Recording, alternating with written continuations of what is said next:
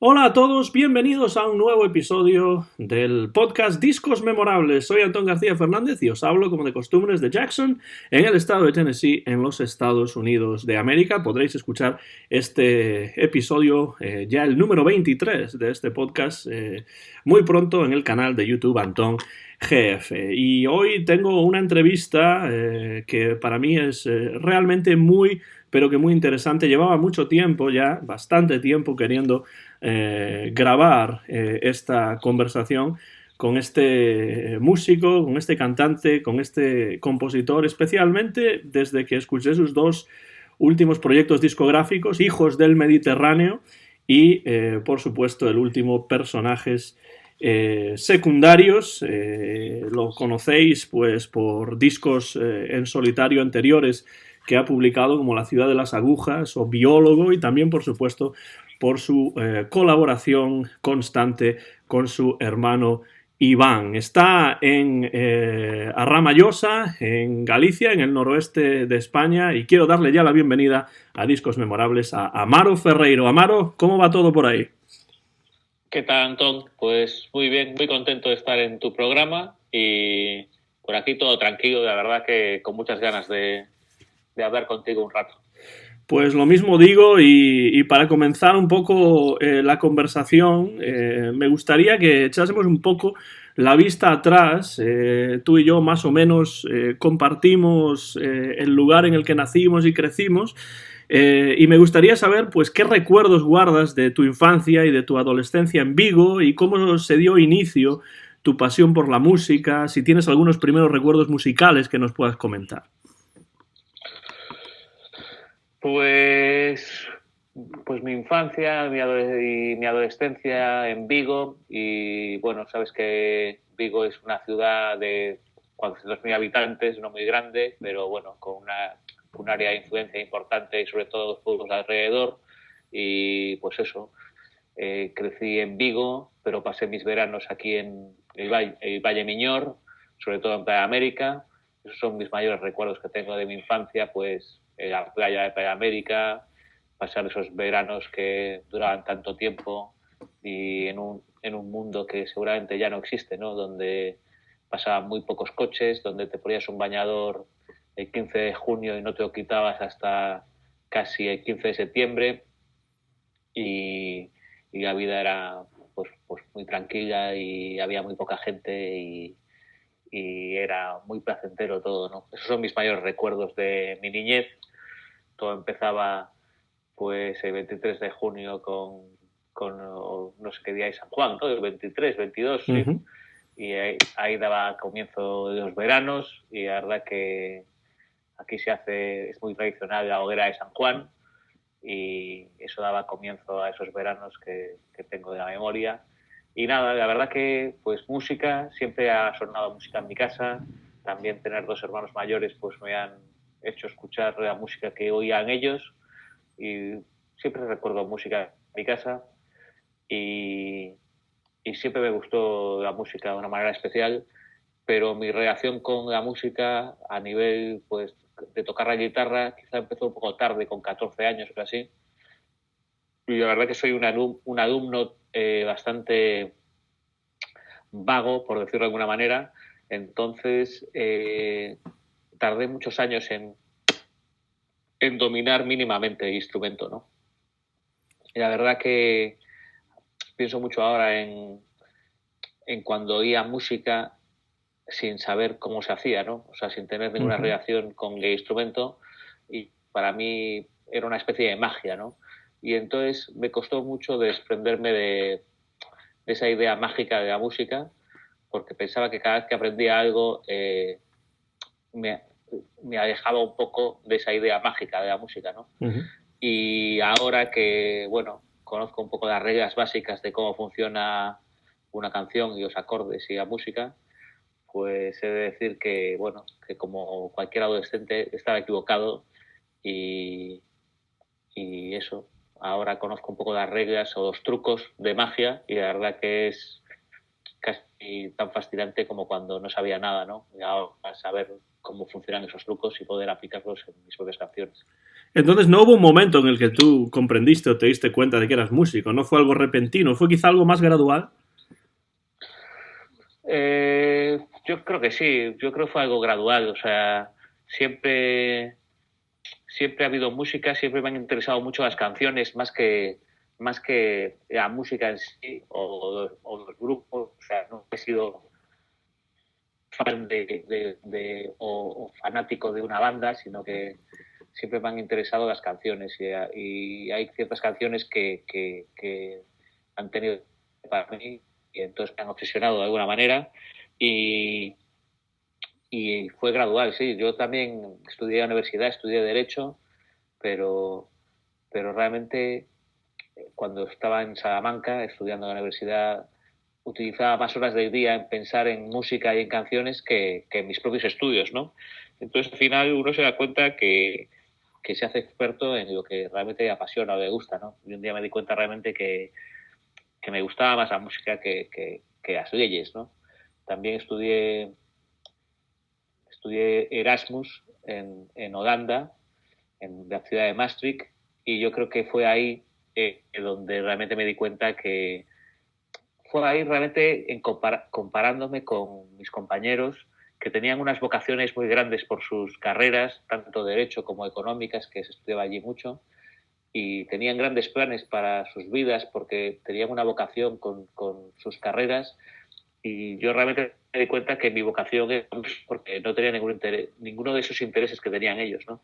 Entonces ahí fue ya cuando me di cuenta de que mi vida iba a estar más pegada a la música que al derecho, que era lo que estudiaba yo. ¿Esos estudios de derecho te han servido quizá después en tu vida como músico profesional o es algo que has dejado atrás completamente? Pues hubo un momento de mi vida que traté de dejarlos atrás, pero en el fondo, bueno, yo creo que las cosas que aprende siempre sirven para algo, ¿no? Y en el caso del derecho a mí me ha servido mucho porque toda la música también tiene una relación, bueno, tiene una relación jurídica importante, ¿no? Están los derechos de autor, Ujú. está saber leer un contrato cuando te contratan para hacer un concierto, está lo que es un contrato discográfico, un contrato editorial, y, y la verdad que pues me doy cuenta de que esos años estudiando Derecho pues me dieron ese bagaje que me hace pues no perderme a la hora de leer unos papeles, ¿no? Y, y a veces hasta puedo ayudar a mis compañeros a tomar decisiones o a hacer sus gestiones porque hay muchos músicos que no se enteran mucho de las cosas cuando les dan un papel con artículos o con cláusulas y yo les puedo ayudar un poco con todo esto. Decías que no eran especialmente bandas, sino que más bien ciertas canciones que te llamaban la atención o que quizá te habían influido o que te parecen más memorables. ¿Puedes citar alguna de esas canciones que te hayan marcado de alguna manera especial? Bueno, son innumerables, ¿no? Y lo que pasa es que yo creo que lo interesante de lo que te digo es que si no hay un interés estilístico, ¿no? O sea, no, no se puede decir que el grunge me haya tocado muy fuerte o que Ujú. el Britpop me haya sido la música que haya escuchado, ni nada parecido, ¿no? O sea, pues te puedo hablar desde Alaska y Dinarama, que creo que es de los primeros grupos que recuerdo escuchar, por ejemplo, Paz o alguna de estas canciones de este disco que se llama Deseo Carnal, pero también te puedo hablar de Los Enemigos, que fue un disco que escuché mucho, La Vida Mata, y tenía canciones como Ujú. Desde el Jergón o Septiembre, que me han marcado mucho, y ya pues más adelante, bueno, si hay que hablar de una banda que me ha influido o que he escuchado mucho, sin duda sería los Smiths, el grupo de Manchester, pero quizá antes, cuando tenía 9 años o 10, Hombres G también me influyó mucho o lo escuchaba mucho. Entonces, creo que al final de lo que se trata es cuando te das cuenta de que dan igual los estilos, la canción siempre es igual, da igual que sean Hombres G, Los Enemigos, Suede, Portishead o Björk o los Smiths o PG Harvey o no sé, muchas cosas diferentes, ¿no? Y muchas canciones diferentes que te atrapan, ¿no? Me reconozco, la verdad, a mí mismo en mucho de esto que comentas, ¿no? De la misma manera que me reconocía cuando hablabas de esos veranos que quizá ya no son iguales o nunca van a ser iguales como los que viviste cuando eras más joven. Y otra cosa que yo creo que tú y yo compartimos es una afición a los cómics, porque sé que en tu adolescencia sentiste una gran pasión por los cómics, en tu caso, pues un tipo de cómic a lo mejor diferente al que me interesaba a mí. A mí me interesaba más, por ejemplo, el cómic europeo, como Tintín, ¿no? Por ejemplo, eh, que quizá el cómic americano de Marvel y DC y todas esas cosas. Pero me pregunto, quizá también porque me interesan a mí los cómics personalmente también, ¿qué es lo que te atraía de los cómics? Y también si de alguna manera todos estos años después, si todavía se deja notar de alguna manera su influencia, la influencia de los cómics en tu música o en tu visión de la vida. Eh, sí, o sea, mi acercamiento a los cómics viene desde dos sitios, ¿no?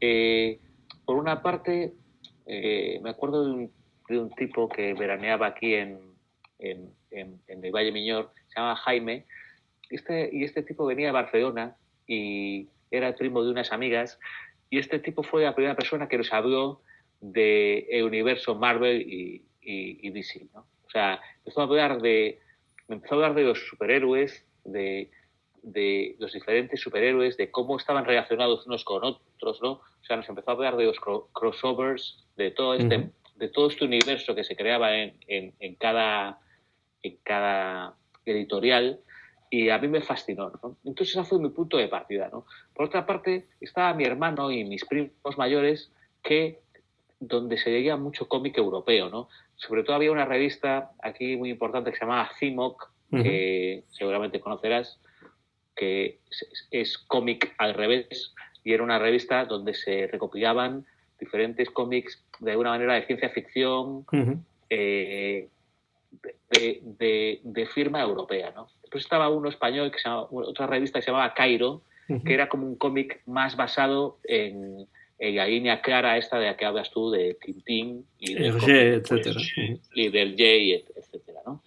Entonces, empecé con esas dos vertientes, ¿no? Y leía un poco de las dos cosas, ¿no? También había mucho tótem y como un cómic más como erótico, humorístico, también, que se dio mucho en los 80, y entonces iba picando un poco de toda esta cosa, ¿no? Pero yo creo que lo que realmente me influyó realmente fue, yo comentaba el otro día en una entrevista, ¿no? Fue cuando un amigo mío, Shokas, me empezó a hablar de los autores de los cómics, ¿no? Me dijo, tú tienes que leerte Daredevil de Frank Miller. Tienes que leerte La cosa del pantano de Alan Moore. Tienes que leerte a Mark Wolfman. Tienes que leer Chris Claremont, que está haciendo La Patrulla X ahora. Tienes que leerte a John Byrne. Y entonces eso fue lo que realmente a mí me atravesó como un rayo, ¿no? Porque ahí me di cuenta de que los verdaderos superhéroes no eran los dibujos de Superman o Spiderman o Batman, sino que eran los que escribían esas historias, ¿no? Y que esas historias, o sea, es una obviedad ahora, ¿no? Pero ese día me di cuenta que las historias no se escribían solas, sino que alguien las escribía, ¿no? Y entonces yo creo que fue mi primer acercamiento a la idea de un autor, ¿no? Y bueno, yo pues era un adolescente, tenía un kiosco cerca de mi casa y iba a comprar los cómics allí, y a veces como mi dinero semanal no me llegaba, esta persona me guardaba los cómics detrás de la trastienda de ese kiosco, ¿no? Hasta que un día llegué y dije, ¿qué tienes para mí? Y creo que había más cosas detrás que en el kiosco, ¿no? O sea, era como una locura, ¿no? Y entonces fue cuando me di cuenta que que era un cómic adicto y estaba totalmente obsesionado, ¿no? Y compraba todo el rato, ¿no? Pero bueno, eso eran las cosas de una persona de 13, 14 años, ¿no? Después, pues, hay cosas que me han gustado más que otras, ¿no? Y ya desde muy joven porque con 13, 14 años descubrí a Alan Moore, ¿no? Por medio de La cosa del pantano, después de ahí V de Vendetta, después de ahí Watchmen, y bueno, y ya he ido leyendo todo lo que ha ido haciendo después, ¿no? O sea, From Hell, Prometea, que es mi cómic favorito, y bueno, La Liga de los Hombres Extraordinarios, bueno, todo su trabajo. Y creo que es el autor que he seguido más, ¿no? O sea, que me ha acompañado desde que tenía 13 años hasta ahora, que hace 2 meses que me compré su último libro que se llama Jerusalén, y lo estoy leyendo ahora, ¿no? Y entonces, bueno, pues un día con 20 años también había acumulado muchos cómics en mi casa, entonces un día me di cuenta que tenía que hacer una criba, ¿no? Y de esos, pues a lo mejor tenía 1.000, 2.000 cómics, tuve que quedarme con una pequeña colección, ¿no? Y esa pequeña colección, pues, no era muy grande, ¿no? Se quedó mucho de cómic europeo, o sea, Moebius, que me encanta, y sobre todo Alan Moore y, bueno, Frank Miller, que era un cómic que disfrutaba mucho cuando era un adolescente, pero que ahora no lo disfruto tanto. En cambio, Alan Moore, siempre que vuelvo a él, siempre me da respuestas diferentes a nuevas preguntas, ¿no? La verdad que Alan Moore es mi gran influencia. Yo creo que me ha acompañado tantos años y siempre que lo veo como que me dan ganas de hacer cosas, ¿no? O sea, es un autor que empuja a la gente a que use la creatividad y a que haga cosas, ¿no? Y es algo que me gusta mucho de él, ¿no? Porque creo que aunque sus obras son muy diferentes, en el fondo siempre hay un hilo conductor y habla muy de ser humano todo el rato, ¿no? Aunque hable de gente con máscaras o hombres disfrazados, es una obra muy, muy humanista. Yo estoy muy de acuerdo con lo que comentas de Alan Moore porque a mí, por ejemplo, de Alan Moore me encanta From Hell, ¿no? Y yo creo que una de las cosas muy interesantes para mí de Alan Moore es el respeto que Alan Moore tiene siempre por la historia, historia tanto con letra pequeña como con letra mayúscula, ¿no?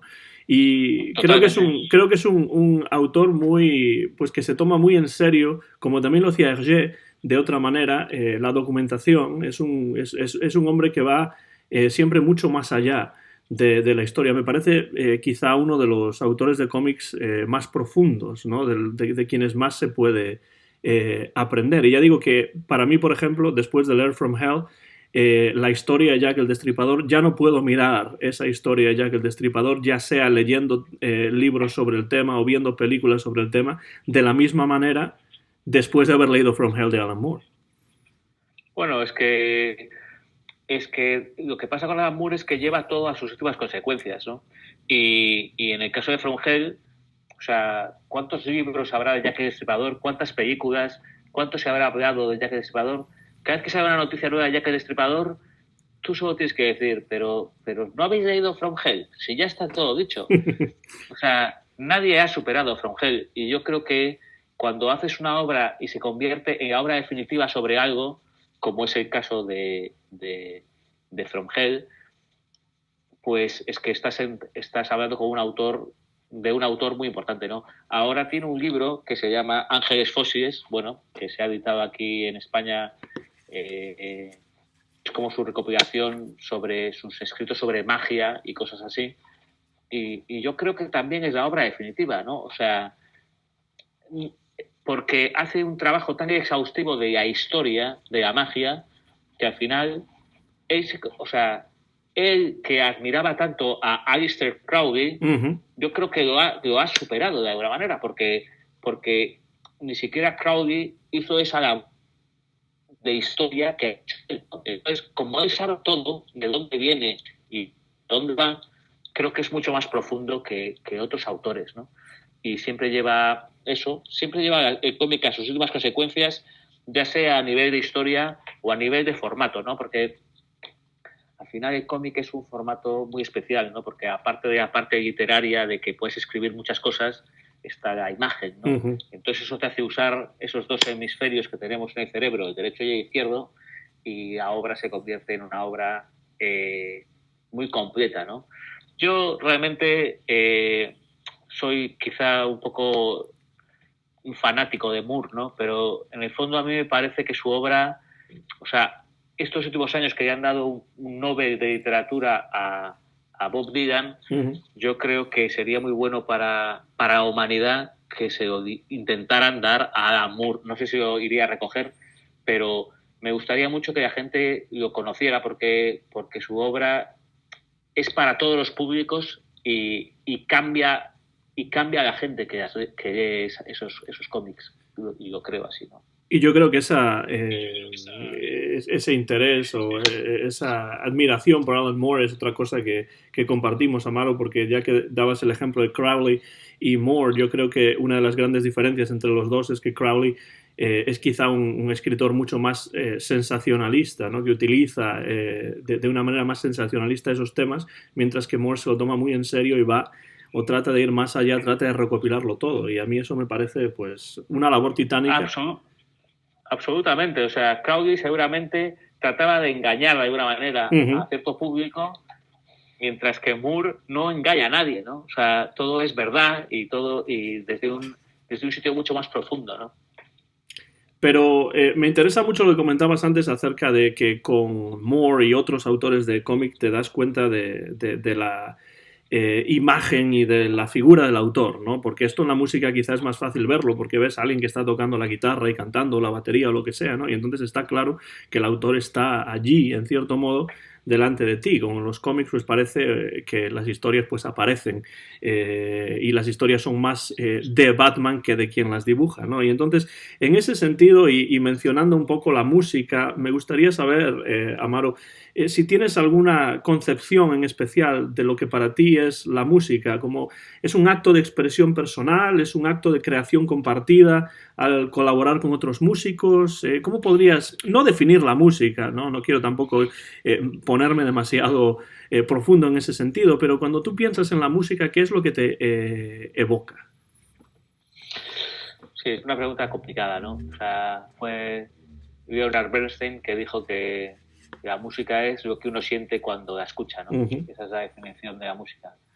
Pero bueno, al hilo de lo que estábamos hablando, ¿no? O sea, quizá, pues, yo, Amaro Ferreiro, de 13 años, se empezó a interesar por el autor leyendo un tebeo, ¿no? O un cómic.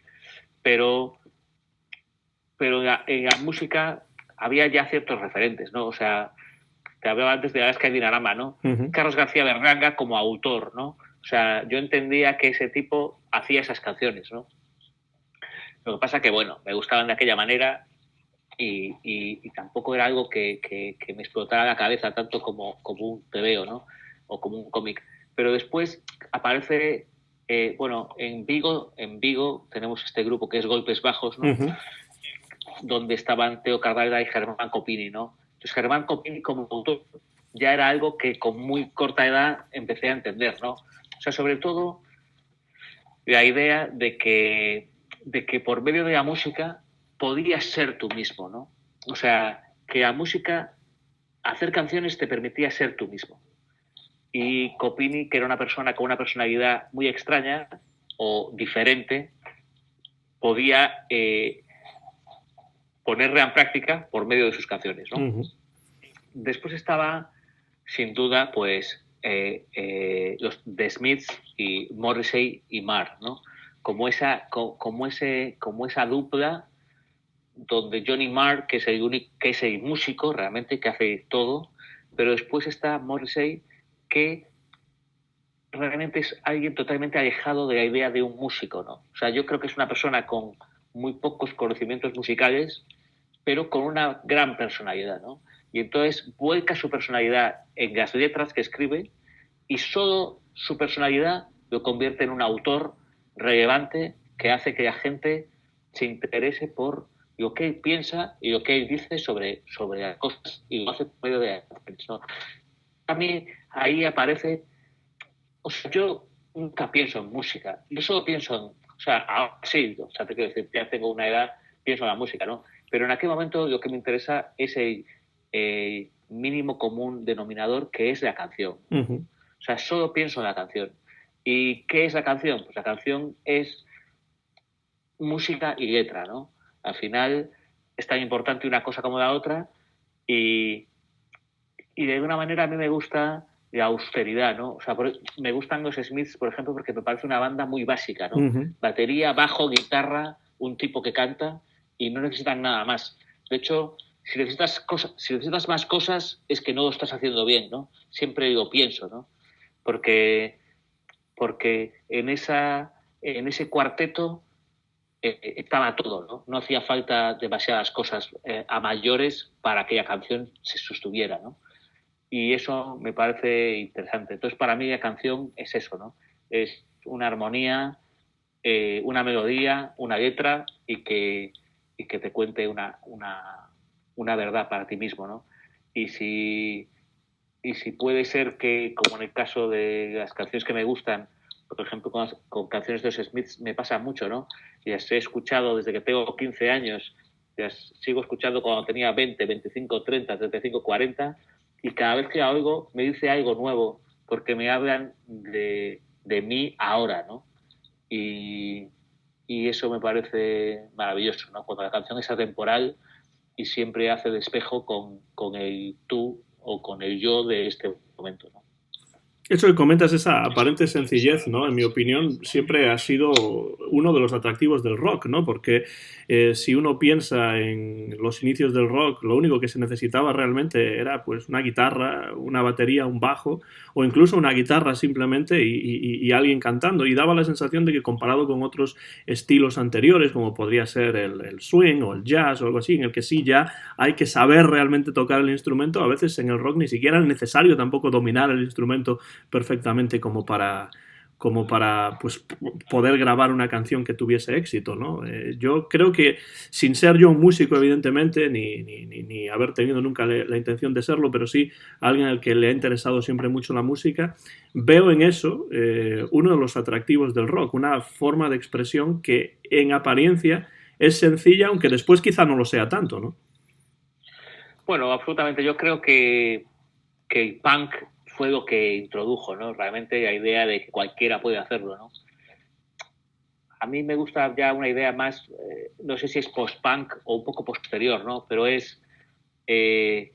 bueno, es un poco la idea de cualquiera puede hacerlo, pero también es importante tener un poco de gusto y tener una visión interesante sobre las cosas, ¿no? O sea, pienso en Morrissey, pienso en David Byrne también, Robert Smith de The Cure, ¿sabes? O sea, pienso en gente que al final se ha dedicado a contar y a cantar su propia vida, ¿no? De una manera interesante, ¿no? Y eso siempre me ha atraído mucho, sobre todo porque, no sé, creo que me gusta poner en valor a la gente que al final ha trabajado solo con sus ideas, ¿no? O sea, que ha convertido sus ideas en su modo de vida, ¿no? Yo, en esta ciudad donde he nacido, en Vigo, pues está la industria de los coches, ¿no? De Citroën, que tiene una fábrica aquí muy importante. Está la industria de la pesca, el pescado, ¿no? No sé, siempre me he sentido totalmente ajeno a esos mundos, ¿no? Y creo que haber llegado a esta edad que tengo y usar solo la materia prima de mis ideas me parece que es algo por lo que me siento un privilegiado, ¿no?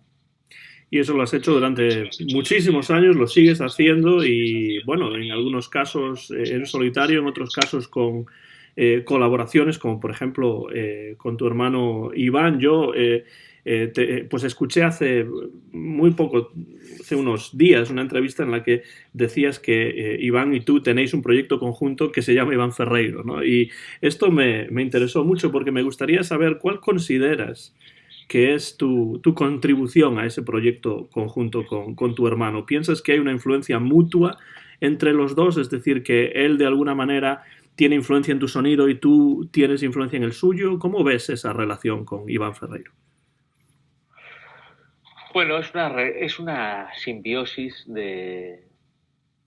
total, ¿no? O sea, el proyecto simplemente empezó pues yo queriendo ayudar a mi hermano a hacer hacer sus discos en solitario lo mejor posible, ¿no? O sea, en lo que yo pudiera ayudarle, ¿no? Pero bueno, la verdad que la relación es muy estrecha y ya son pues muchos años haciéndolo. Pero bueno, lo que estaba claro era que él lleva el peso del proyecto, su nombre es el nombre importante y Bang no necesitaba montar otro grupo después de haber terminado su anterior proyecto, que eran Los Piratas. Ya no necesitaba otro grupo, lo que necesitaba era poder liderar su propia carrera y hacer sus propias canciones, ¿no? Y hacer sus propios discos, ¿no? Y yo lo que pudiera ayudarle, pues estaría bien, ¿no? La verdad que yo creo que es una influencia mutua que tenemos el uno con el otro, pero no de los discos que hemos hecho juntos, sino de toda la vida, ¿no? Uh-huh. Ya estando Los Piratas, pues su hermano pequeño, que era yo, pues quizá a veces era el que traía un disco que no había oído, o le hablaba de algo que estaba pasando, o de una película. Siempre hemos sido unos hermanos que hemos hablado mucho, ¿no? Y al contrario también, ¿no? Él siempre me ha enseñado discos, me ha enseñado pues lo que hacía con su banda, dónde estaban metidos, cómo grababan sus canciones, cuando empezaron a introducir la electrónica, pues el inicio de la grabación en home studio con Pro Tools y todo eso, pues lo aprendí todo de él, ¿no? Entonces, pues yo creo que es una relación muy, muy simbiótica en la que, aunque el nombre lo ponga él, los dos estamos totalmente comprometidos con el proyecto, ¿no? Y llegados al año 2007, tú grabas tu debut en solitario, que se llamó La ciudad de las agujas, si no me equivoco, fue en el año 2007. Y llega ahí entonces el momento en el que tú debutas con tu primer disco en solitario y me pregunto si tienes algunos recuerdos en especial de esa grabación de ese disco, quizá por ser el primero lo consideres de una manera diferente a los demás, si de alguna manera se siente algún tipo de responsabilidad ante la grabación de un primer disco en solitario. Pues sin duda, ¿no? La verdad que yo tengo recuerdos bastante amargos de esa grabación y de esos años, ¿no? Yo creo que era a nivel personal de que mi vida pues no estaba en un momento, no estaba yo muy centrado en donde tenía que estar, y después a nivel profesional de este proyecto, porque bueno, son muchas cosas, ¿no? Pero siempre había grabado mis maquetas pues con mi hermano y la verdad que había muchas canciones diferentes y con estilos muy diferentes, ¿no? Pues imagínate todas las canciones que podría haber grabado durante los 90 o principios de los 2000. Uh-huh. Eran canciones muy variadas, ¿no? Pero por una parte hubo un problema, que es que se perdieron esos discos duros con muchas canciones que yo tenía grabadas, y después la idea de grabar mi primer disco, donde quería dar una especie de homogeneidad a lo que grabara, no quería que fuera muy ecléctico, y la verdad que grabé un disco bastante clásico, yo creo. Pero bueno, para mí fue amargo porque al final después de ser un poco acompañante de mi hermano, igual me confié demasiado con que todo era demasiado fácil, y realmente grabando mi disco descubrí que la idea que yo tenía en la cabeza de mi primer disco, cuando lo terminé, no se parecía nada a lo que sonaba cuando le daba play en el reproductor, ¿no? Uh-huh. Y eso pues es bastante amargo, pero también es bastante, supongo que es lo que le pasa a la mayoría de los grupos o de los artistas cuando hacen sus primeros discos, ¿no? Entonces, pues la verdad que la grabación no me dejó tranquilo con las expectativas que tenía, pero bueno, yo creo que forma parte del aprendizaje y que hay que equivocarse para aprender, ¿no? Y este es uno de los ejemplos más claros que conozco, ¿no? Y esa amargura de la que hablas es quizá lo que explique principalmente que haya un silencio discográfico en solitario de 9 años, desde el año 2016, o hay algunas razones ulteriores que se puedan comentar? Bueno, no, esa es una de las razones principales. Después también que el trabajo con Iván pues ha sido mucho y muy seguido, y la verdad que no hemos parado mucho en esos años, ¿no? O sea que hubo mucho que hacer y que disfruté mucho, pero sí, o sea, la verdad que me hubiera gustado que mi primer disco diera pie a otros muchos, pero en el fondo pues no me dejó buen sabor de boca la grabación, tampoco me dejó buen sabor de boca los primeros conciertos que hice. Bueno, yo creo que fueron unos años donde me empecé a dar cuenta de todo lo que aún me faltaba por aprender, ¿no? Y tampoco me pareció mala idea pues ponerme a ello, ¿no? A aprenderlo y a llevarlo con más calma. Entonces, ya en 2016, cuando grabé mi segundo disco en solitario, que se llama Biólogo, gracias a la producción de Pablo Novoa, que me ayudó mucho y me dio muchos ánimos, en plan, pues joder, Amaro, tienes que hacer tus canciones son guays, grábalas, no sé qué. Me dio muchos ánimos para grabar ese disco, y la verdad que es un disco como para mí, como para retomar la confianza. Si bien en Ciudad de las Agujas tenía un exceso de confianza que después perdí de golpe, en Biólogo fue una confianza que fue creciendo, y con cada paso que daba, la grabación, los conciertos, etcétera, fue creciendo, ¿no? Y la verdad que me sentó muy bien, y yo creo que es como un disco que tengo mucho cariño, aunque también, como pasa siempre, al final cada vez pues empiezas a ver, es un disco que es incompleto para mí, ¿no? O sea, como que tiene cosas muy guays, pero tiene otras de las que no estoy demasiado orgulloso, ¿no? Entonces es que el aprendizaje todavía sigue, ¿no? Sobre eso quería preguntarte también, cuando tú escuchas alguna de esas grabaciones de esos discos anteriores o grabaciones que quizá hiciste con Iván o con otros músicos, ¿eres capaz de escucharlas pues sin analizarlas un poco quizá demasiado o no? Yo la verdad me escucho muy poco, o sea, no suelo escuchar discos que he hecho en el pasado, y si lo escucho es porque lo pone otra persona, o porque por circunstancias de la suerte suena en la radio o en la televisión, o en cualquier sitio, ¿no? Pero yo no puedo dar a mis grabaciones antiguas, ¿no? Cuando sucede es que me lleva directamente al momento, ¿no? O sea, ya sean discos de los que estoy más orgulloso o discos de los que estoy menos, ¿no?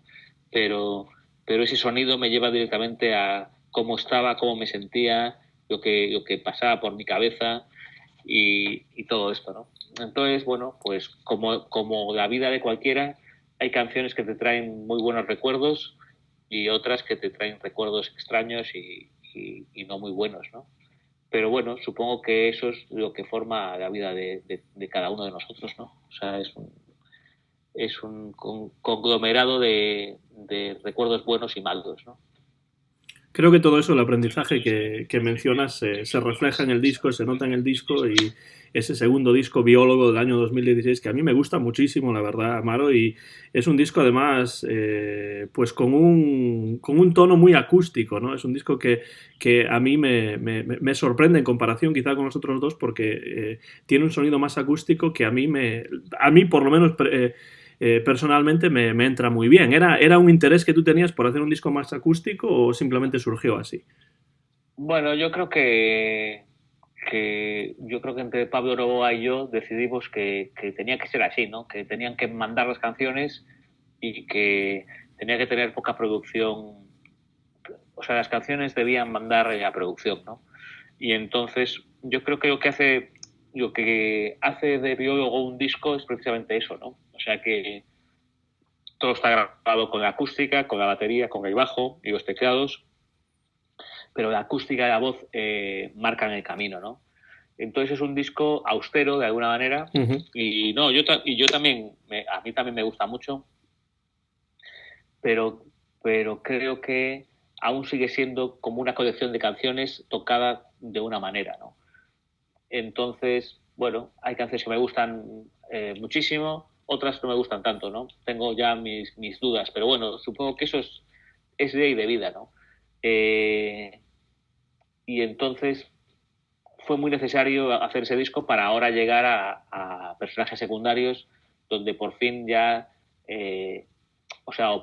donde creo que he conseguido crear un disco conceptualmente más allá del sonido del disco, sino pues con las letras y las canciones de lo que va todo, ¿no? Y por fin usar la producción ya para hacer el disco, para llevar más allá las canciones.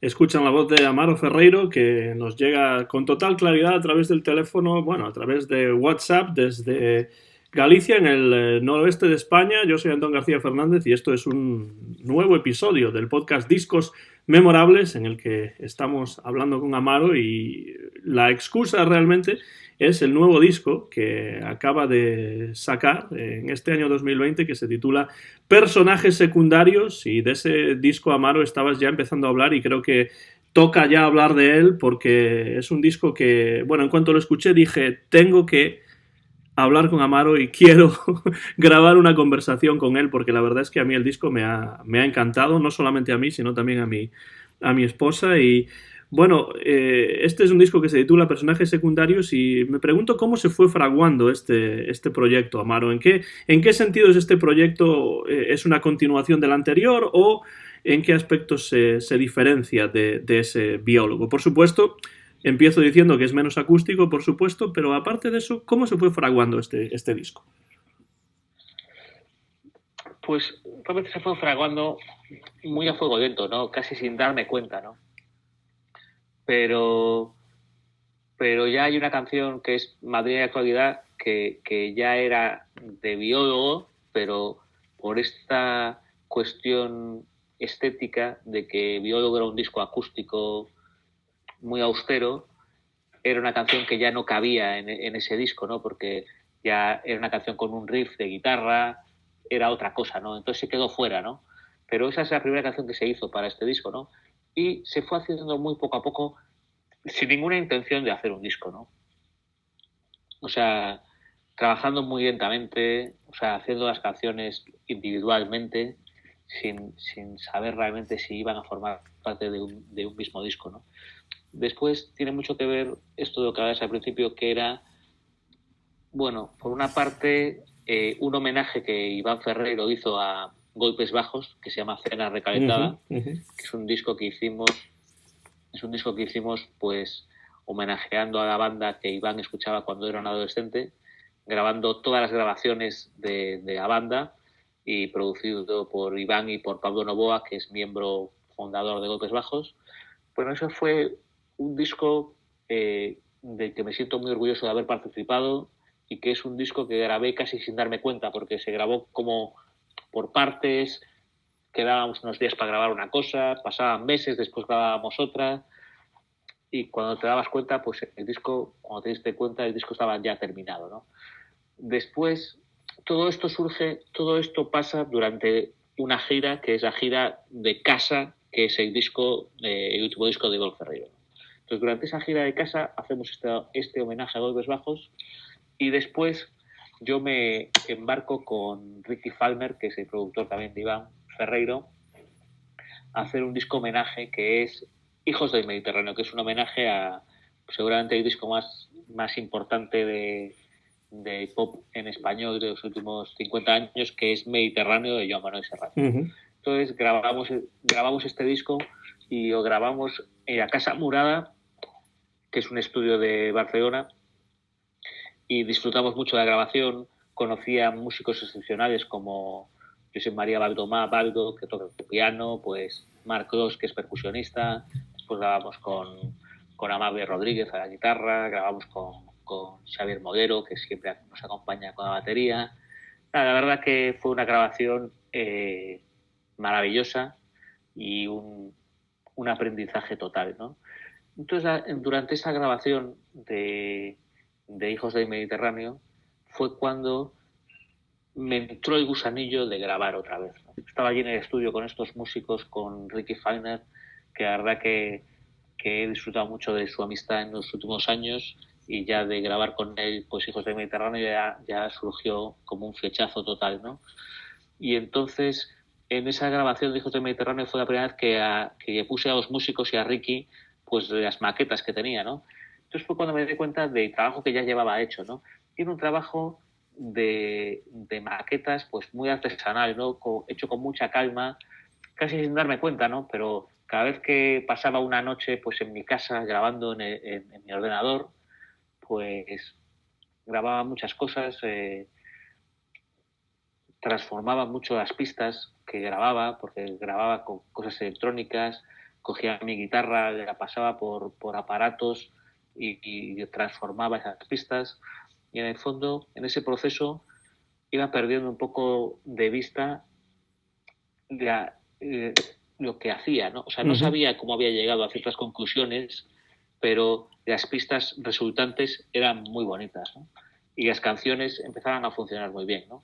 Entonces puse estas maquetas y les dije, no, yo tengo estas canciones y ya empiezo a tener el gusanillo de grabar, ¿no? Entonces ya, pues Ricky se ofreció a ayudarme a grabar, los músicos también, y entonces ya me entró el gusanillo y ya dije, vale, pues entonces ahora ya tengo que ponerme a terminar lo que he empezado, ¿no? Y entonces pues tenía como 6, 7 canciones, solo tuve que... En el principio iban a ser como 9 canciones el disco, pero al final surgió la número 10 y al final pues sin darme cuenta tenía un disco, ¿no? La verdad que esa vez que entro en el estudio a grabar y sé todo, o sea, sé el orden de las canciones, ¿no? O sea, entro a grabar en el estudio y esta es la primera, esta es la segunda, esta es la tercera y sé ya cómo va a ir, ¿no?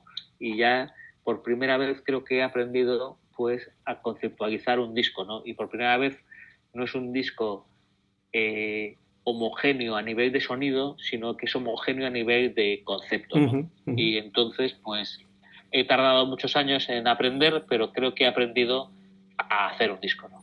Precisamente de eso quería hablarte, porque me sorprende que digas que el disco casi se fraguó sin tú darte cuenta, porque cuando uno escucha el disco tiene esta sensación de que es un disco que se acerca casi a lo conceptual, ¿no? Entonces, creo que esto se explica por lo que dices, que cuando entraste en el estudio después de tanto tiempo de trabajo, casi sin darte cuenta, pues ya sabías incluso el orden de las canciones, cuál tenía que ser la primera y tal y cual, pero tú no te propusiste realmente escribir un disco conceptual, ¿no? Pero cuando uno lo escucha, tiene esa sensación. ¿Estás de acuerdo con eso o no?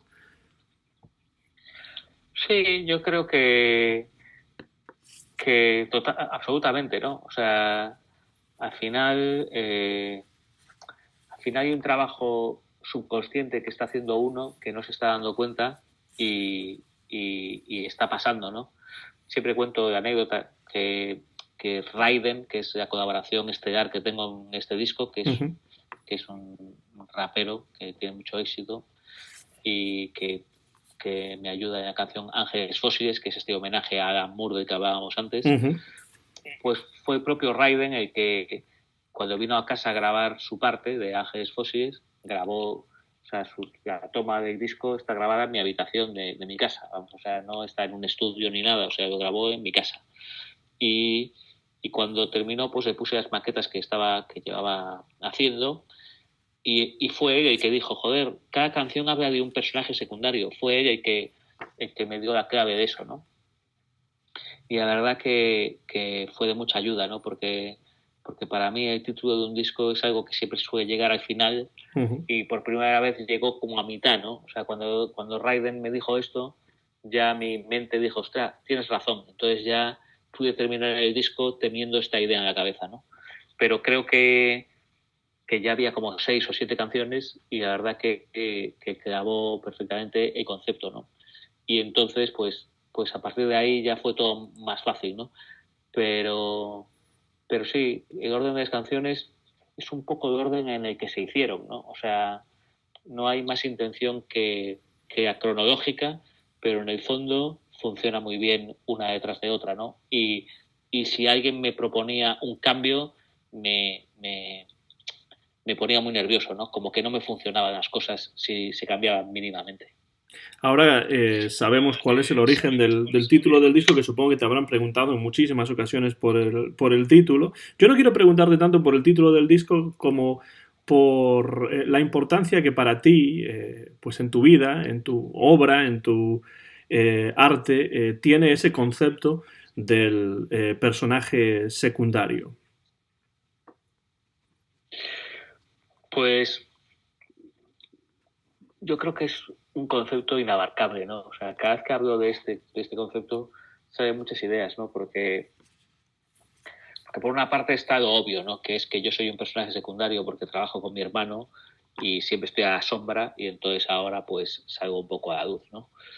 Pero en el fondo también va de lo contrario, ¿no? Va de que yo soy el personaje principal y, y toda la gente que me rodea son los secundarios, ¿no? Que son gente que son principales en sus lugares normales de trabajo, ¿no? Porque está Iván Ferreiro, que me ayuda como músico en este disco, pero él pues lidera su carrera. Está Ricky Falner, que es mi productor, pero realmente lidera un grupo que se llama Egon Soda, que es quizá uno de los mejores grupos que hay en España. Está Nicolás Pastoriza, que es mi guitarrista, pero él lidera su propio proyecto que se llama Nicolás Pastoriza. Entonces, también está lo contrario, ¿no? Como los personajes secundarios son los que me permiten a mí ser el principal ahora, ¿no? Después, para mí, también hay un concepto que es, y que lo estamos viviendo ahora con todo esto que nos está pasando, del coronavirus, que es que yo creo que los 20 siglos pasados han sido siglos de líderes, ¿no? De personajes principales, ¿no? O sea, podemos hablar de Hitler, podemos hablar de los reyes católicos o de quien sea, ¿no? Pero creo que el siglo XXI se debería caracterizar por los personajes secundarios, ¿no? O sea, ahora el mundo lo cambian todos los personajes secundarios, que somos muchos. Si actuamos de una manera determinada, podemos cambiar el mundo, ¿no? Y creo que ya todos sabemos lo que está bien y lo que está mal, y lo que necesitamos es hacerlo, ¿no? ¿Sabes? Necesitamos tener una conciencia ecológica, necesitamos tener una conciencia feminista, y estas cosas no las va a cambiar un líder, las va a cambiar todos los personajes secundarios, ¿no? Esto era un concepto que igual no está reflejado en el disco, pero lo estaba barajando siempre que hablaba de él, ¿no? Y, y después está la idea de los personajes secundarios de la portada del disco, que en la portada aparecen pues los músicos que han participado, aparecen personajes aparece Alan Moore, aparece David Lynch, aparece ET extraterrestre, aparece Peter Pan. Son una serie de personajes reales, imaginarios, de ficción, Morrissey y Marr, gente que me ha influenciado. Y entonces me gustaba la idea de cómo esos personajes, que seguramente en algún momento de mi vida fueron principales, ¿no? O sea, al final yo fui un fan de toda esa gente, a lo mejor, y los he convertido en mis personajes secundarios para hacer mi disco, ¿no? O sea, cómo al final conviertes a tus ídolos en personajes secundarios propios para poder hacer tu propia obra. Me parece muy interesante eso que comentas porque además en la música pues los personajes secundarios, por así decirlo, o músicos que acompañan a un líder, ¿no? A esa cabeza visible de un grupo o a un solista, ¿no? Pues también tienen una importancia que a veces no se les da, ¿no? Por ejemplo, dentro del jazz pues podemos conocer a cierto solista, pero ¿y qué pasa con el músico que toca el piano o la batería o el contrabajo con ese solista, ¿no? Lo mismo en el rock, lo mismo en cualquier otro tipo de Sí, música, ¿no? absolutamente. Por ejemplo, 24 horas, que es la canción que abre el disco, pues es una maqueta que grabamos mi hermano y yo en su casa aquí de Gondomar, y es una maqueta de la que estamos muy orgullosos porque, bueno, muchas de las pistas que suenan en el disco están grabadas ahí en esa maqueta, ¿no? Pero al final, en la grabación, apareció Josep María Baldomá, que es Baldo, que es el pianista que tocó en Hijos del Mediterráneo, y al que había pasado la maqueta hace días para que a ver si podía meter algo con su piano, y él hizo todo ese arreglo de piano, y, y creo que tiene mucha relación con el jazz de que hablabas, ¿no? O sea, como alguien al final que es un músico que ha sido un secundario siempre, pero le da un barniz a tu canción que la Uh-huh. transforma absolutamente, ¿no? Y creo que va un poco de eso también, ¿no? De la importancia de los secundarios a la hora de armar la canción, ¿no? Yo también esa primera vez que tenía tan claras las canciones que no importaba que se transformaran tampoco en el estudio, porque iban tan dirigidas en la maqueta y todo, que todo lo que pasara en el estudio iba a estar bien, ¿no? La verdad que a veces siempre digo que las maquetas iban muy dirigidas a la hora de grabar el disco, pero la verdad que otro día me puse a oír más maquetas y me pareció es increíble el salto, ¿no? O sea, realmente las maquetas sonaban muy toscas y muy duras y yo pensaba que iban muy dirigidas, pero en el fondo en el estudio se barnizó todo mucho y se dio pues el toque de calidad que ahora se escucha, ¿no? Yo estoy muy orgulloso de la grabación y aunque creo que conceptualmente las canciones siempre van muy dirigidas, creo que todos los músicos que han participado le han dado al disco un plus de sonido y de musicalidad muy importante. Y ya que hablas de canciones y de composiciones, me pregunto si cuando compones una canción, la melodía está al servicio de la historia que quieres contar o quizá es al contrario o depende del tipo de canción. Es decir, cuando escribes una canción, te propones algo en especial, como crear un ambiente, contar una historia, transmitir una emoción personal. Depende de cada canción, es la historia que quieres contar lo primordial. ¿Cómo ves eso? ¿Cómo trabajas cuando se trata de componer una canción? Pues yo creo que cada canción es diferente, ¿no? O sea, hay canciones que tienes una historia que contar y buscas la manera de contarla con la música. Hay veces que tienes una música y necesitas introducir una historia dentro de esa música y eso, aunque parecen solo dos maneras, en el fondo son múltiples maneras de hacer eso, ¿no? O sea, creo que lo importante es lo que quieres contar, pero eso que quieres contar llega de muchas maneras diferentes, ¿no? A veces sabes muy bien lo que quieres contar y buscas la manera de contarlo, y a veces tienes música y tocas una cosa durante mucho tiempo, pero no sabes lo que quieres contar con esa música y tarda mucho en llegar esa idea, ¿no? Yo lo que me gusta de este disco es que cada canción ha llegado de una manera súper diferente, ¿no? Y creo que se nota también, porque las canciones son yo creo que es un disco muy heterogéneo, ¿no? A nivel de que cada canción es muy diferente a las otras, ¿no? Y eso viene de que cada idea llega de una manera diferente y por eso me gustan las canciones, ¿no? Porque la canción es un género muy libre donde se pueden contar muchas cosas y de muchas maneras diferentes, ¿no? O sea, yo siempre pienso que a lo mejor es una idea equivocada, ¿no? Y la gente me dice, joder, todas las canciones de Amaro son iguales, ¿no? Pero en el fondo siempre pienso que aunque me encantan grupos como, por ejemplo, Portishead o yo qué sé, o no sé, ¿sabes? O The Cure, Uh-huh. o creo que me aburriría de formar parte de esos grupos, ¿no? Porque, bueno, The Cure ya no tanto, porque creo que tiene un concepto de la canción parecido al mío, ¿no? Pero pienso en Portishead, que es un grupo que me encanta, pero creo que me aburriría de formar parte de ellos porque tienen, tienen un estilo demasiado definido, ¿no? Y yo no quiero tener un estilo, yo quiero que la canción me lleve a cada sitio. Esto No me sé recuerda, no sé si Amaro, un poco a algo que no recuerdo cuál fue el autor que dijo esto, creo que era un escritor francés, quizá Balzac, que decía que, no estoy seguro que fuese él, quizá no lo sea, lo digo de memoria, pero que decía que no todo el mundo tiene la suerte de ser huérfano, ¿no? En el sentido de que a lo mejor ser un personaje secundario, dependiendo de en qué situaciones y en qué casos y en qué contextos, quizás sea una bendición. Bueno, a mí la verdad es que yo no tengo ningún problema con serlo. De hecho, creo que ser secundario me ha dado mucha tranquilidad en mi vida y mucha paz que a veces los líderes pues no tienen. Y yo no me refería necesariamente a que tú fueses un personaje secundario, simplemente a que el hecho de que no tengas que formar parte de ese grupo, como antes decías, ¿no? Pues te da quizá una Sí, libertad mayor para hacer lo que tú quieres hacer realmente y expresar tus ideas y vivir a través de tus ideas, como tú comentabas anteriormente.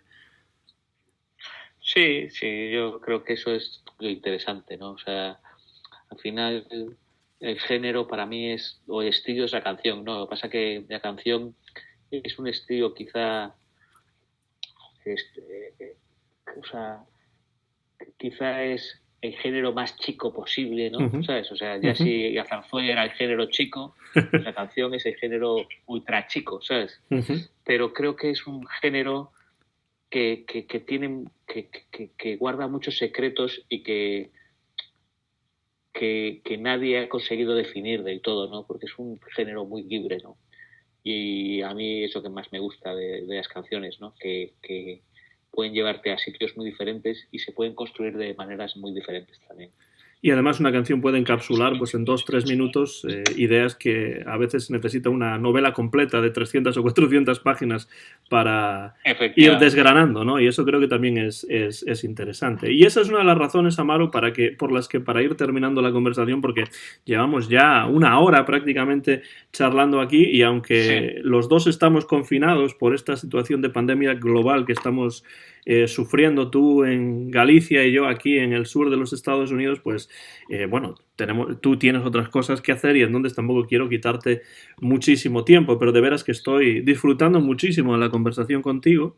Y una de las cosas que yo igual. normalmente hacemos aquí en este programa, en Discos Memorables, en el que generalmente cuando no se trata de una conversación con un músico acerca de su obra, pues cualquier invitado pues elige un disco que le gusta especialmente y después vamos poco a poco desgranando las canciones. No quiero hacer esto con tu disco necesariamente, pero lo que sí me gustaría, si te parece bien, por supuesto, para concluir esta conversación, es ir canción por canción y simplemente tú puedes dar un rápido apunte de qué es lo que te evoca cada una de las canciones, sin ser demasiado específico, sin ser demasiado profundo o sin alargarse demasiado, pero para que la audiencia tenga una idea de qué es lo que te movió a escribir esta canción o qué piensas cuando escuchas el título de este tema. ¿Te parece? Muy bien, perfecto. Pues empezamos, por supuesto, por el orden en el que están en el disco, que es el orden que tú querías, y la primera, bueno, hemos hablado ya un poco de ella, es 24 horas. Bueno, 24 horas. Aquí, aquí hay un programa en España que se llama Operación Triunfo, que es un Ajá. programa, es un reality show sobre cantantes que quieren ganar un premio. Y hace unos años, pues, hubo una chica que ganó que se llamaba Amaya y durante el programa, pues, tuvo un lío amoroso con otra persona que se llamaba Alfred García. Ahora tienen los dos unas carreras en solitario maravillosas, pero en esos años, pues, actuaron juntos en Eurovisión, que es un programa, es un concurso también a nivel europeo que hay aquí de canciones, ¿no? Uh-huh. Y estas dos personas fueron las que me inspiraron a escribir esta canción, ¿no? Fue una especie de intento de hacer una canción para Eurovisión, aunque nunca hubo opción para que esto sucediera, pero eso fue lo que me inspiró a hacerla, ¿no? Y después, esto es lo que me inspiró la canción, aunque realmente creo que la canción habla directamente de mí, ¿no? Sobre alguien que se hace mayor y que se da cuenta que ya está bien de intentarlo, hay que intentarlo con todas las consecuencias y hay que lanzarse a la piscina para hacer lo que uno quiere. A mí me encanta esa canción como inicio del disco, la verdad, y está colocada en el lugar para mí perfecto. Y como decías antes, pues cambiar las canciones de sitio quizá no funcionaría tan bien como funcionan en el orden en el que están. La siguiente, cuando antes hablabas de Alan Moore y Ángeles Fósiles, yo pensé, ¿dónde habré escuchado ese título antes? ¿No? Y es el de, por supuesto, es el de esta segunda canción que se titula así, Ángeles Fósiles, en la que tienes la colaboración de este rapero que se llama Raiden. Sí, yo creo que es una canción que habla sobre, bueno, es una canción que habla sobre las enseñanzas de Alan Moore sobre que el arte y la magia son la misma cosa y y como que crear y creer en la magia son la misma cosa, ¿no? Y son, pues, es mi visión sobre el libro de Alan Moore, y después yo le dejé el libro a Raiden para que escribiera su parte. Por lo tanto, son dos visiones diferentes sobre el mismo libro, encima de una música que hice durante meses en mi ordenador y que no sabría cómo empecé ni podría volver a hacerla, pero es como, para mí es como si fuera esa pócima de la bruja que hace como chop chop. Eso es lo que me recuerda cuando oigo Ángeles Fósiles. Y si alguien se pregunta por la influencia de Alan Moore en tu música, pues aquí tenemos un ejemplo ya, claro, ¿no? En el de esta segunda canción del disco. La tercera, pues ha dado bastante de qué hablar por su tema, ¿no? Porque tiene algo que ver, o mucho que ver, con el monarca anterior en España, el que ahora es rey emérito, y también con la monarquía de alguna manera, ¿no? Y se titula Homicidio involuntario. Y he de decirte, antes de que hables de ello, que en el estudio, en casa de tu hermano Iván, yo tuve la oportunidad hace unos meses, bueno, bastantes meses ya, más de un año, de escuchar la maqueta antes de que saliese en el disco. Sí, bueno, es una canción hecha de una manera extraña porque yo escribí la letra y ya pasé por mail una mañana que estaban Nicolás Pastoriza y Iván trabajando en casa de Iván, y por la noche me mandaron ellos pues la canción terminada, ¿no? Y me gusta especialmente porque creo que en España ha habido mucho debate sobre la libertad de expresión y estas cosas, y es una manera de hablar sobre la libertad de expresión y de hablar sobre dos cosas que detesto, que son pues la monarquía por una parte y a gente que utiliza mal la libertad de expresión por otra, ¿no? Que es el caso de un rapero que se llama Valtonyc, que detesto su obra y aunque no creo que tenga que ser perseguido por escribir sus versos tan zafios, pues tampoco creo que debamos defenderlo, ¿no? Entonces es una canción equidistante entre Valtonyc y la monarquía, la cual detesto. Eso de equidistante en la sociedad actual en la que vivimos, de Internet y redes sociales y Twitter y todas estas cosas, quizás sea una palabra que sea un poco políticamente incorrecta o que tenga poco éxito, ¿no? En esta sociedad actual en la que vivimos. Absolutamente, por eso la uso todo el rato, ¿no? Porque creo que es una palabra totalmente vilipendiada, ¿no? Pero yo creo que en estos tiempos donde todo es o maravilloso o es una mierda, donde es 0 o 10, creo que estar en el 5 y estar en el centro es bastante interesante. También esto me hace, pues me viene a la mente, o se me ocurre quizá, que me equivoco si pienso que crees que quizá la libertad de expresión no debe ser una panacea para hacer cualquier cosa, que quizá tenga que haber ciertos límites en eso. Bueno, absolutamente, ¿no? Sobre todo, hay un límite que es importante, que es el de un mínimo de arte, ¿no? Porque si utilizamos la libertad de expresión para decir las cosas sin ningún filtro, si no está el arte por el medio, pues no tiene sentido, ¿no? Al final no hay ninguna diferencia entre una canción o un poema o simplemente insultar a alguien, ¿no? Y entonces creo que la libertad de expresión exige de un mínimo de talento para llevarse a cabo, ¿no? Ya ves que de esta canción hemos hablado un poquito más que de las otras, pero bueno, es natural porque además es una canción que a mí me impactó mucho cuando la escuché por primera vez. Y ya digo que lo hice antes de que saliese el disco, y es una canción verdaderamente, por muchas razones en las que ahora no voy a entrar, muy, muy interesante para mí desde un punto de vista personal.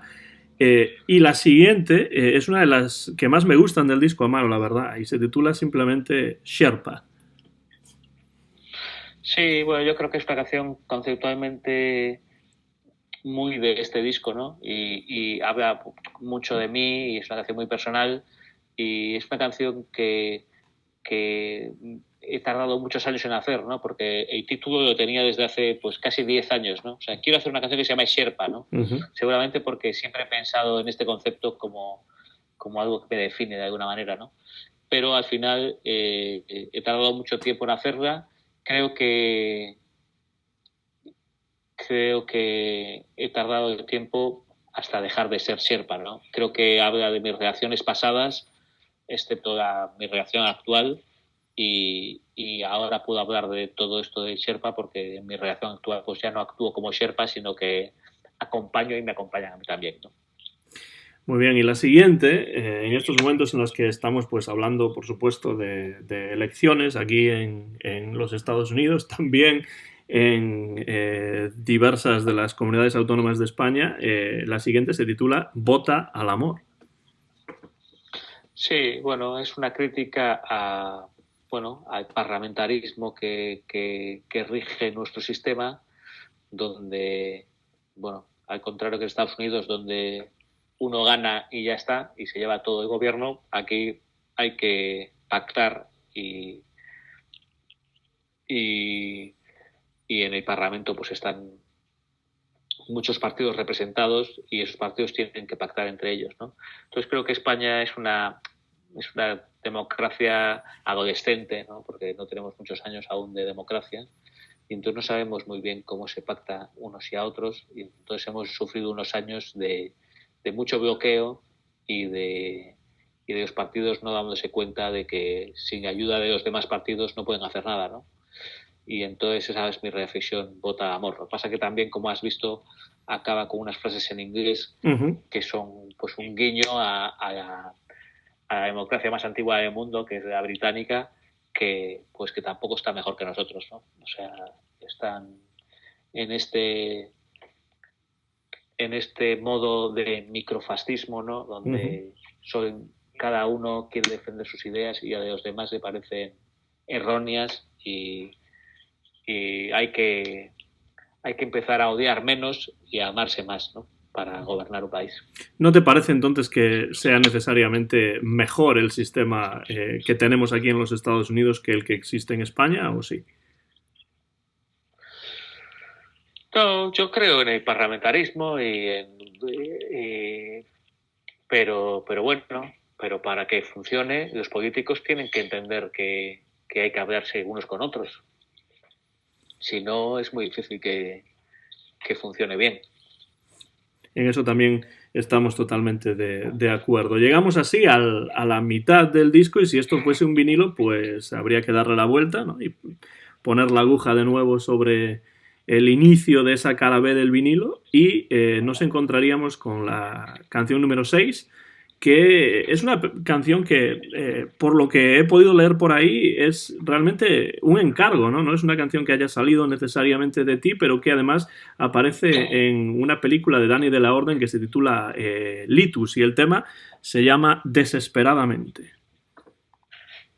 Pues sí, la verdad que Dani de la Orden nos dio la oportunidad de escribir una canción para su película y fue una buena excusa para esta canción que ya tenía bastante forma, ¿no? Y tenía melodía y toda la música, pero le faltaba un poco la letra, ¿no? Saber de qué iba a hablar. Entonces, pues el guión nos dio pie para poner la letra, aunque sí es cierto que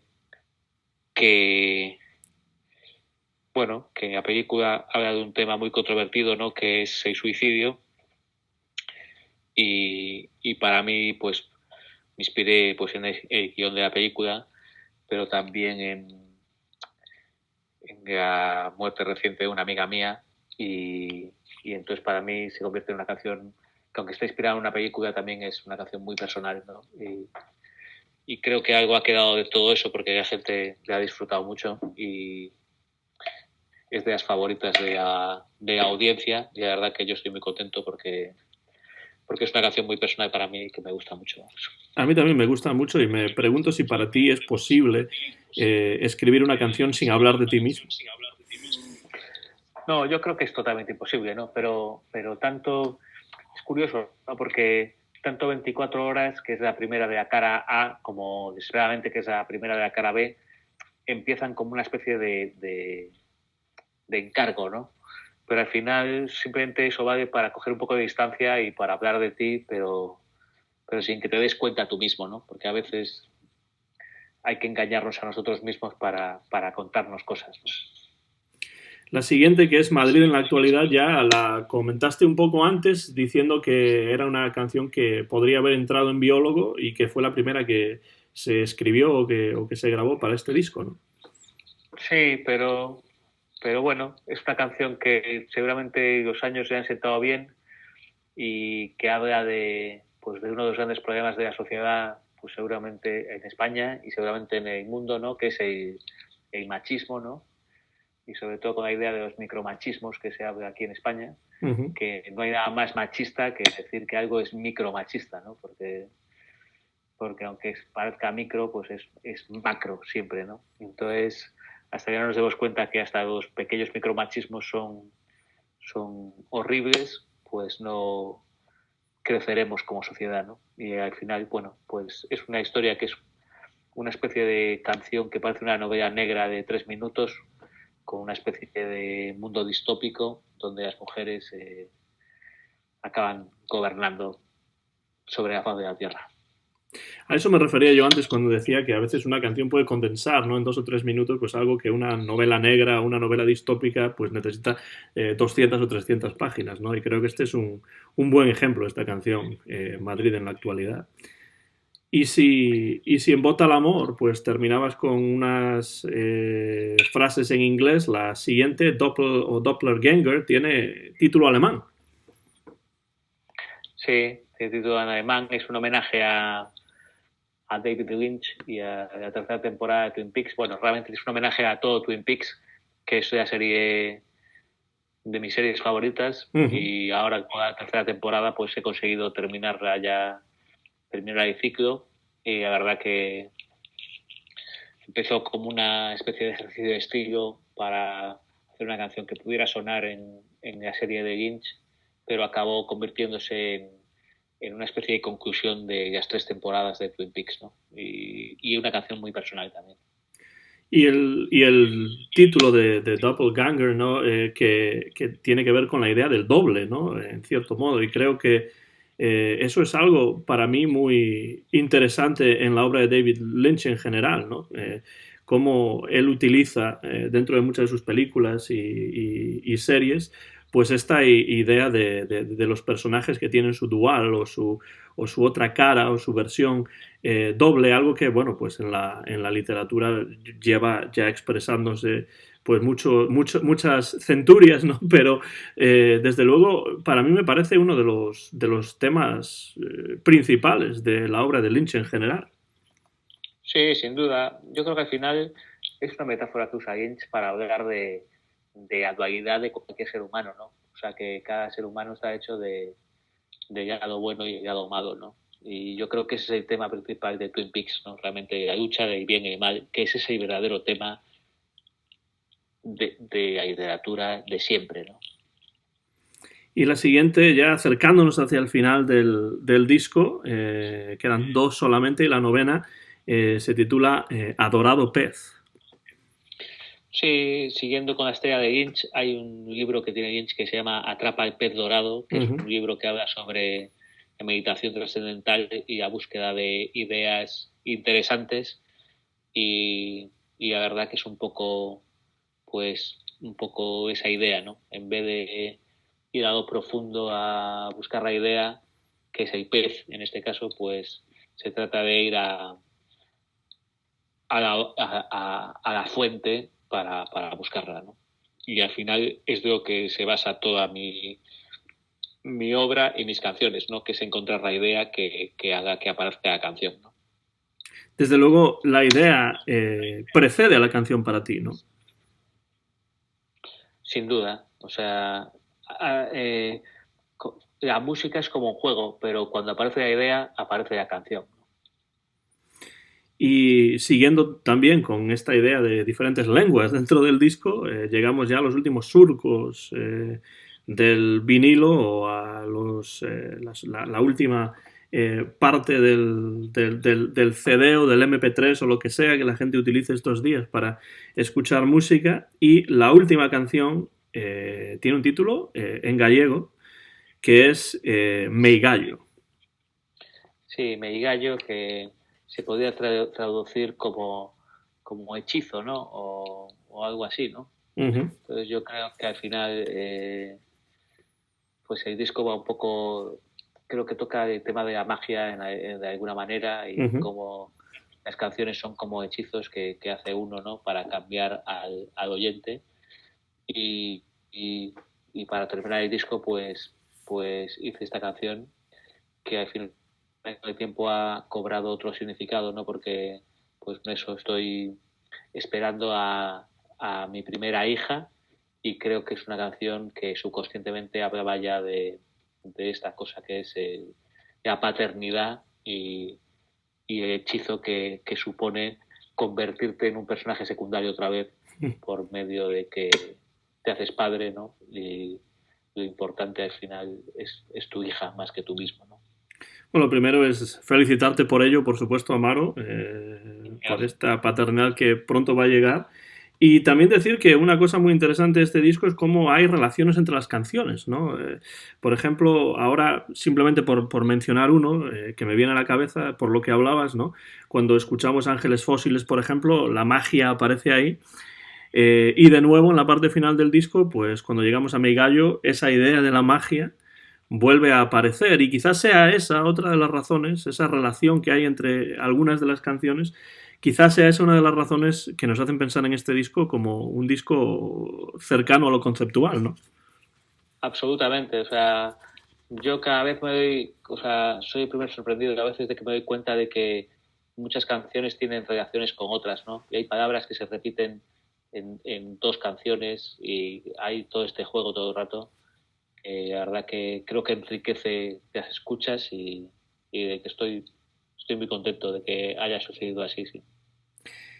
Pues así llegamos al final del disco y prácticamente al final de esta charla con Amaro Ferreiro, que para mí está siendo un verdadero placer. Pues a pesar de la distancia que nos separa y a pesar de los confinamientos obligados debido al coronavirus, pues tener la oportunidad de grabar una conversación con él ha sido un verdadero placer. Y para terminar me gustaría saber, Amaro, ¿cómo estás viviendo estos días de confinamiento debido a este coronavirus? Ya sé que es un tema pues muy del momento, ¿no? Pero me gustaría saber eso y también si tienes alguna idea del impacto que va a tener quizá la pandemia, ¿no? En la música, en el mundo de la cultura, porque eso ya se está empezando a sentir con cancelaciones de conciertos, de giras, bueno, de todo tipo de cosas, las escuelas cerradas, los museos cerrados, todo cerrado, ¿no?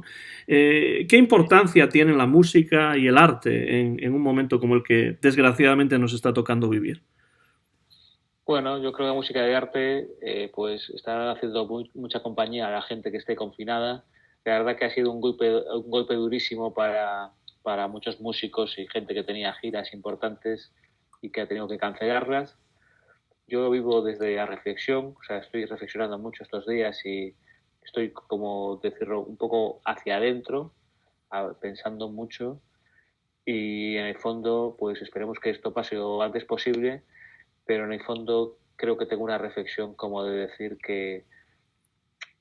que ojalá pase y por supuesto con las menores pérdidas humanas posibles, pero creo que esto es un toque de atención y no me gustaría volver a hace 3 meses. O sea, creo que esto tiene que ser un toque de atención para tratar de cambiar cosas que no estaban bien en el mundo de antes, ¿no?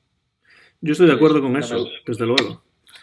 No me gustaría volver a como estábamos hace 3 o 6 meses, ¿no? Creo que el mundo iba demasiado rápido y que estos momentos nos deberían llevar a la reflexión de saber lo que nos gustaría mantener del anterior mundo, pero también de muchas cosas que me gustaría cambiar. Había una canción de un músico country y rockabilly que se llamaba Warren Smith que decía Stop the world and I'll jump off o algo así, es decir, para el mundo que yo me bajo, que yo salto de aquí. Y creo que en eso tienes mucha razón. Lo que pasa es que yo creo que debe de ser que yo tengo quizá una parte un poco cínica dentro, ¿no? Y me da la sensación de que la gente se acuerda de estos problemas en el momento en el que los está viviendo, pero en cuanto las cosas vuelven a una cierta normalidad, tendemos a olvidarnos como grupo, ¿no? No como personas quizá, pero como grupo de las dificultades por las que hemos pasado, inopinadas además porque nadie se esperaba esto, ¿no? Pues esperemos, no sé, yo no sé, la verdad que tampoco tengo claro de lo que será la normalidad cuando esto acabe, ¿no? Uh-huh. Entonces eso es lo que tenemos que empezar a pensar.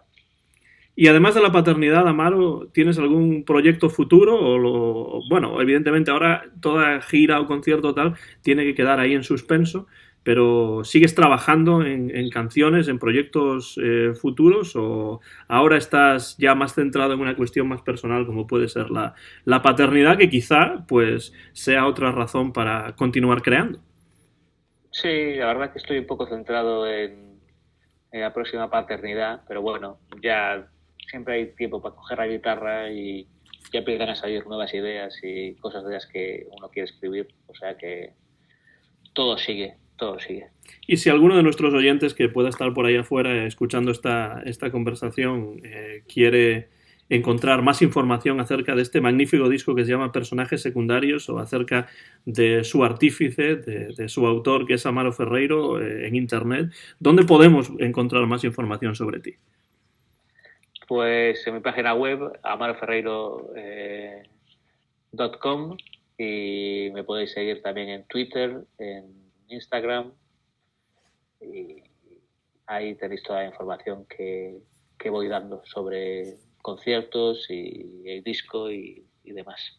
Pues que lo hagan porque yo desde luego sí que lo he hecho y es un verdadero placer, Amaro, estar en contacto contigo y haberte tenido aquí. Hemos hablado prácticamente durante 90 minutos y para mí ha sido rapidísimo, la verdad. Y nada, quiero darte las gracias por haber contestado a esta llamada de Discos Memorables.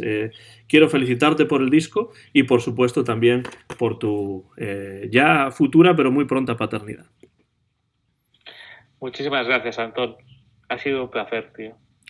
Pues nada, cuando quieras puedes volver a estos micrófonos y nada, a ver si en la próxima ocasión en la que yo vuelva por Vigo, cosa que tenía pensado hacer este verano y ahora ya no sé si va a ser posible, probablemente no, pero de momento lo vamos a dejar ahí en suspenso, pues a ver si nos podemos conocer en persona.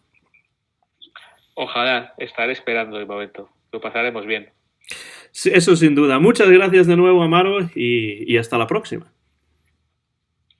Un abrazo muy fuerte. Hasta pronto. Nuestro invitado de hoy en Discos Memorables ha sido Amaro Ferreiro. Quiero recomendar vivamente su disco que acaba de salir, Personajes Secundarios. Repito el título, Personajes Secundarios, un disco en cierto modo conceptual que a mí me encanta y que sé que a ustedes también les va a encantar si tienen la oportunidad de escucharlo. Esto ha sido Discos Memorables. Episodio número 23, soy Antón García Fernández. Mío es el copyright de este podcast que se ha grabado sin ningún tipo de cortes en Jackson, en el estado de Tennessee, en los Estados Unidos de América, en medio de este confinamiento por el coronavirus en el mes de marzo del año 2020. Muchísimas gracias por su atención y seguimos en contacto a través del canal de YouTube Antón GF. Gracias y hasta la próxima.